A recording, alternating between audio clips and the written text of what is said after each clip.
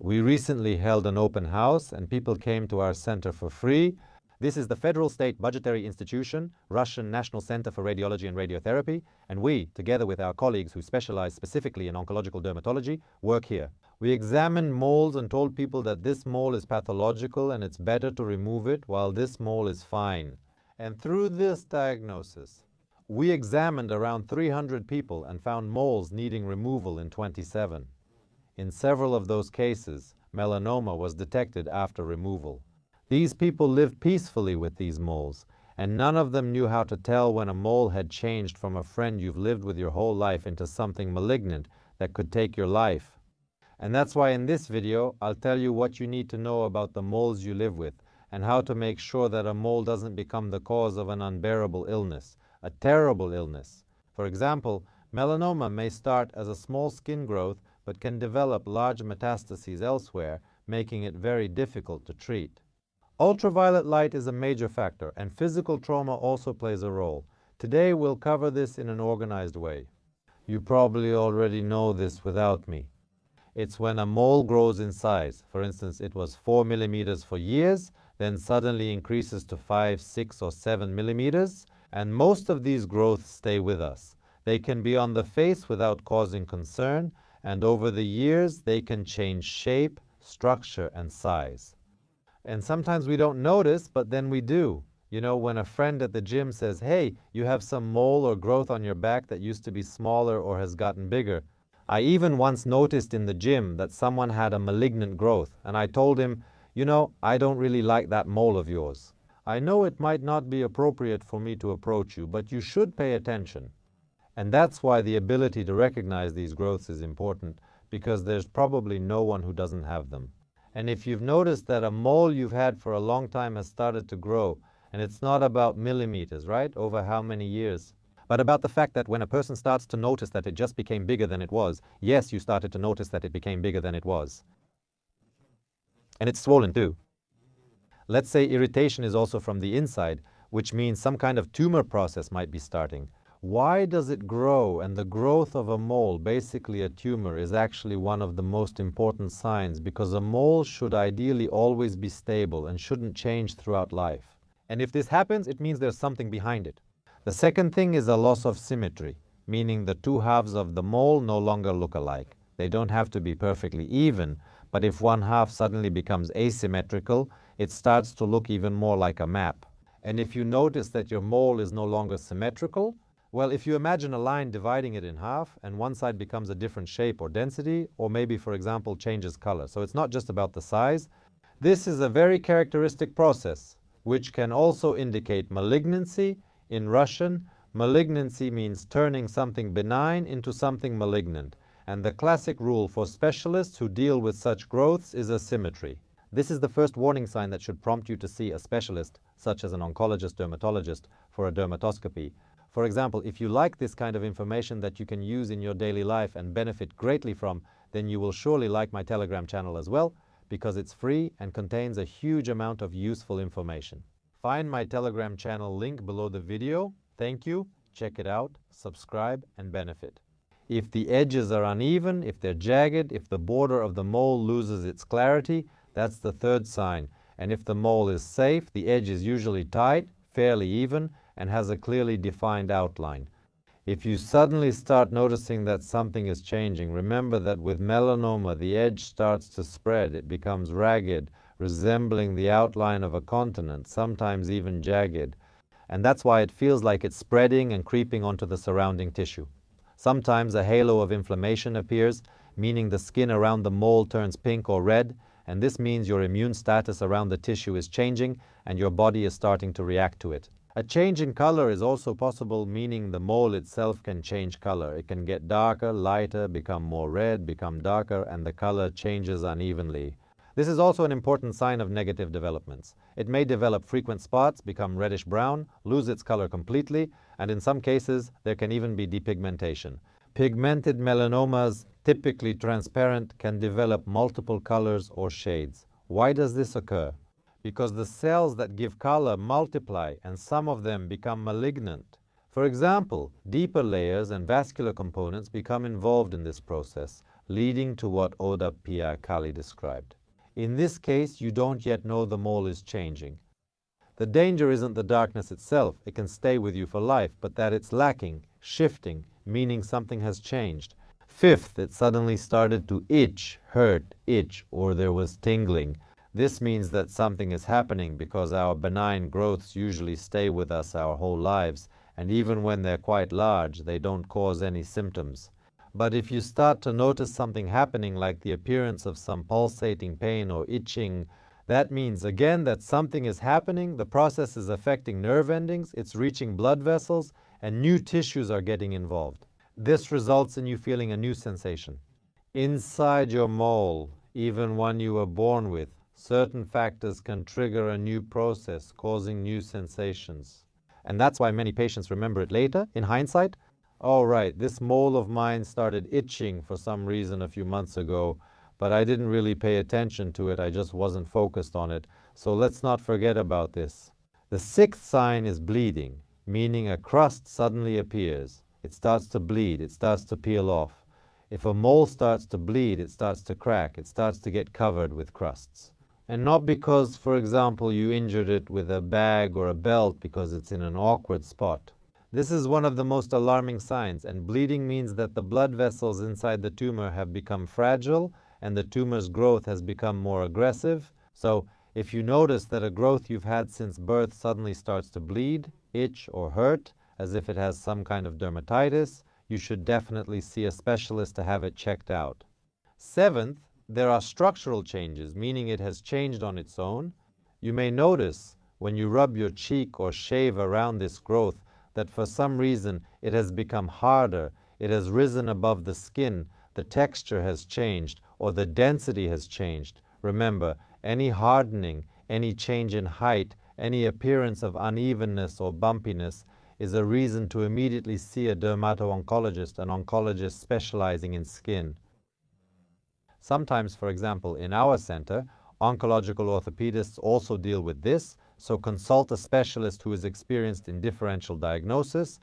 Dangerous moles often rise above the surface and become more tense, giving the feeling that the skin can no longer fully hold them.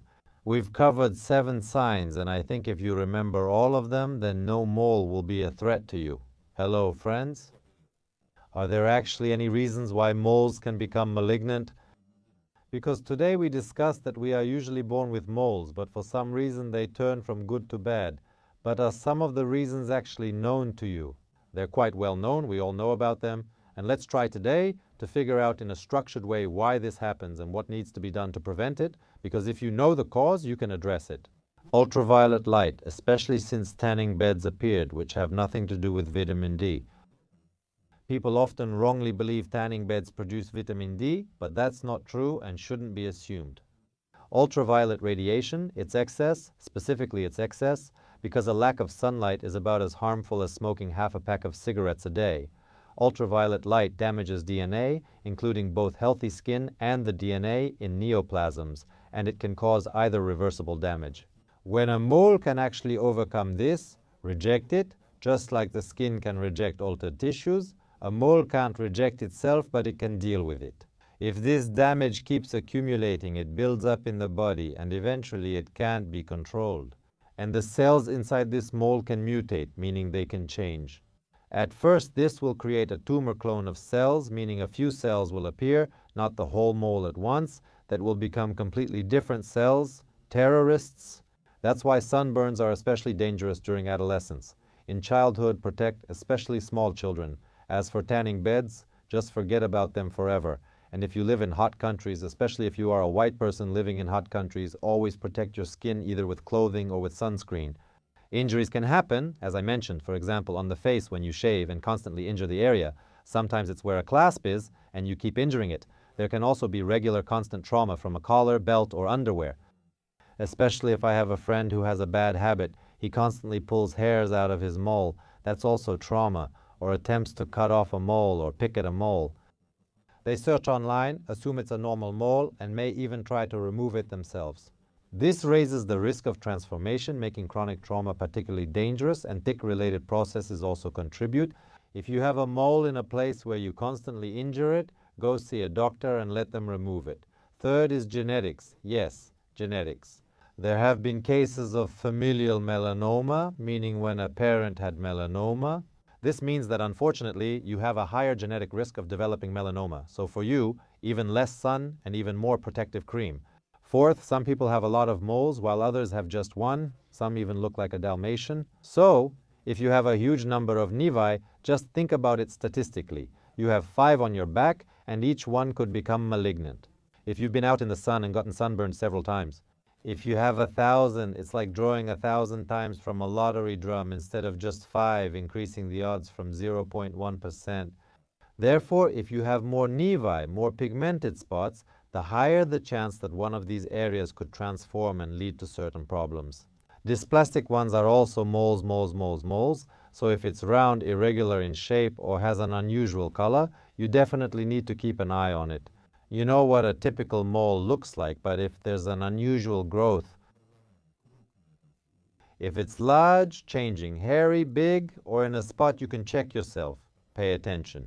There is also a fifth reason: immune disorders, immunosuppression. For example, after a kidney transplant, patients take lifelong medications to prevent rejection, all of which have side effects.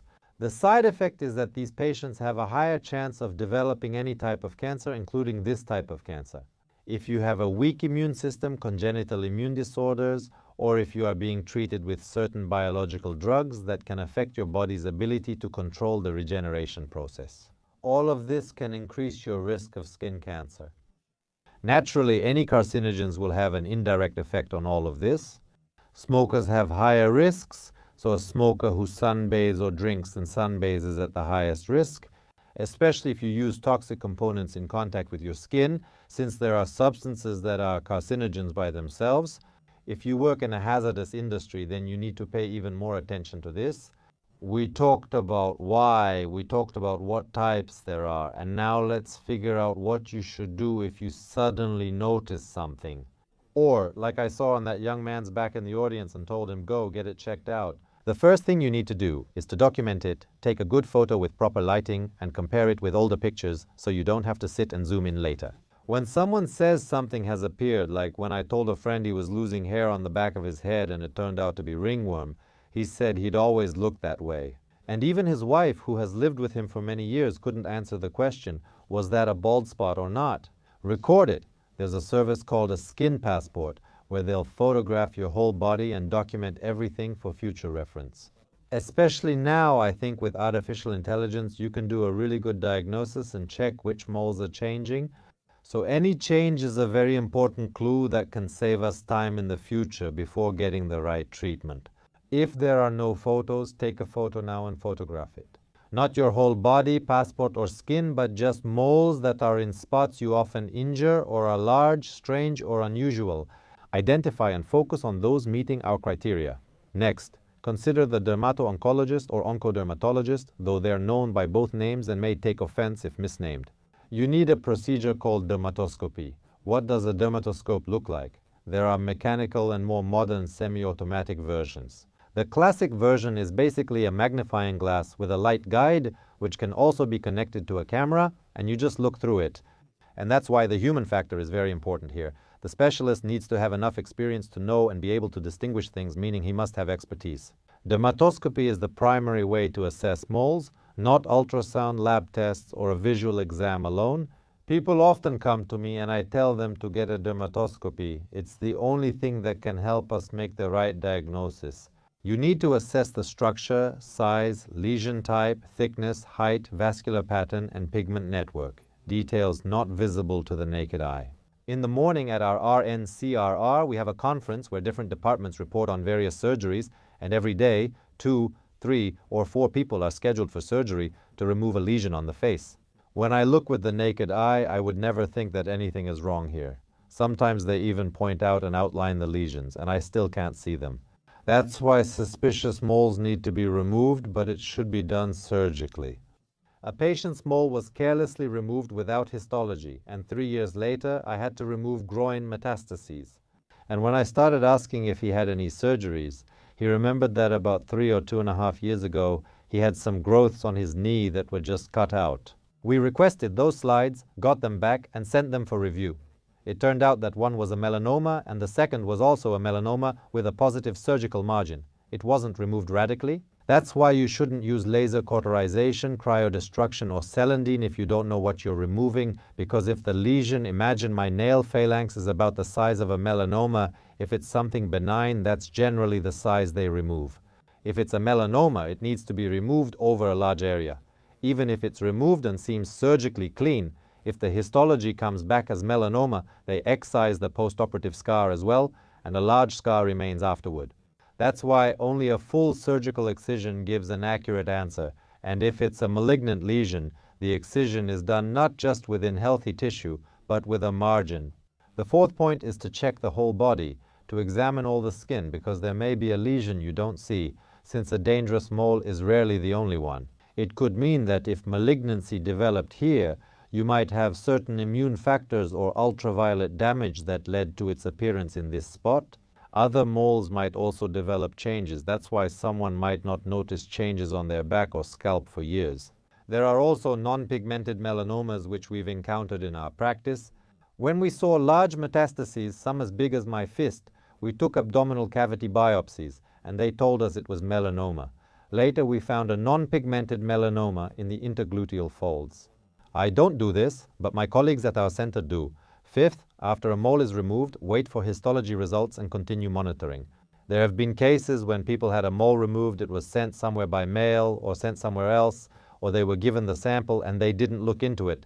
Therefore, if your doctor, whom you visited, is already performing the surgical removal and there is such an opportunity, please send the sample for histology. Histology will determine the further course of action. Even if everything is fine, an annual checkup with a dermato-oncologist or an oncodermatologist is a must.